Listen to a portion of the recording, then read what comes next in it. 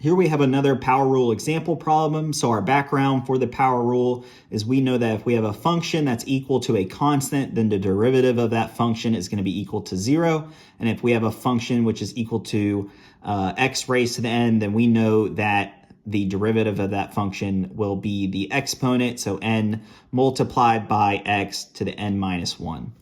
So that's our background for the power rule. In our example problem, we have f of x, which is equal to 8x cubed minus 1 over 3x to the fifth plus x minus 23. And we want to know what the derivative of that is. So the main thing here is this fraction and how we plan to handle this fraction. So we can go ahead and look at that. So the first step is we want to simplify this 1 over 3x to the fifth. And so we know that this is really just 1/3 x to the negative 5. So this x to the fifth can be rewritten as x to the negative 5.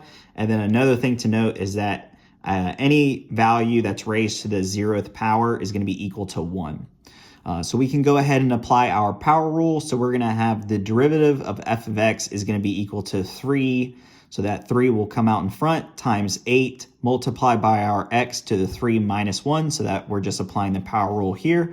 And then we're going to simplify our fraction here. So we're going to have 1/3 multiplied by negative 5 times x to the negative 5 minus 1. So you can see here we have that 1/3 to the negative fifth.